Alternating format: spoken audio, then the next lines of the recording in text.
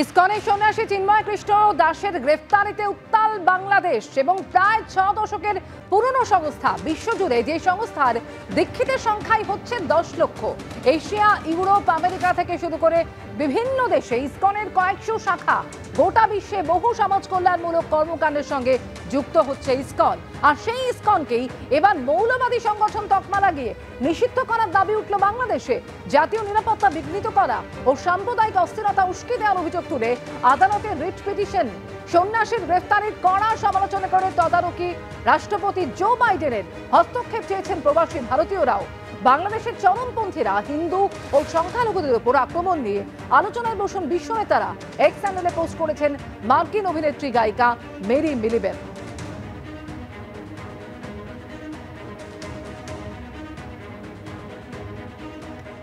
পর্দার ওপারের আঁচ এবং সেই আঁচে ফুটছে পশ্চিমবঙ্গের রাজনীতিও। বিজেপি প্রশ্ন তুলতে শুরু করেছে যে বাংলাদেশের পরিস্থিতি নিয়ে কেন নীরব মমতা বন্দ্যোপাধ্যায়। কংগ্রেস বলছে আসলে দ্বিচারিতা করছেন তৃণমূল নেত্রী।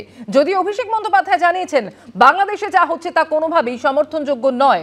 এটা আন্তর্জাতিক ইস্যু হওয়ায় কেন্দ্রীয় সরকার যে অবস্থান নেবে তৃণমূল তাকেই সমর্থন করবে দেশের স্বার্থে। দেখুন, তালিবান ইউনুস আর তালিবান ইউনুসের বোন মমতা।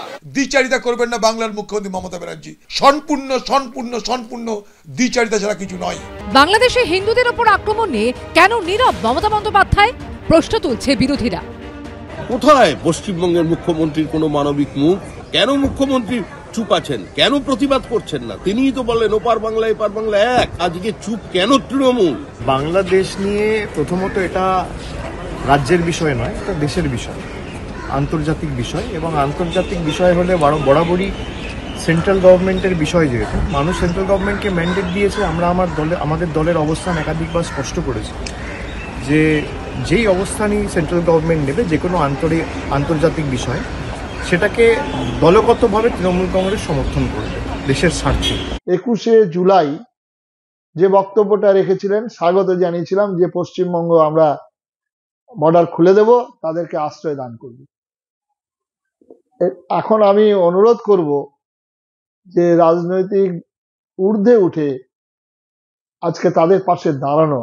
মানবতার প্রশ্নে এতগুলি মানুষ সেখানে মৃত্যুবরণ করছে, দৈনিক তারা নানাভাবে অত্যাচারিত হচ্ছে, এবং সেটা যদি না করা হয় এবং পশ্চিমবঙ্গের সীমান্তবর্তী জেলাগুলোর লোকবিন্যাস পরিবর্তন হয়ে যাবে। ওপার বাংলার উত্তপ্ত পরিস্থিতি ঘিরে তপ্ত এপার বাংলার রাজনীতি। বিজেন্দ্র সিংহ, অর্ণব মুখোপাধ্যায় ও ময়ূর ঠাকুর চক্রবর্তীর রিপোর্ট, এবিপি আনন্দ।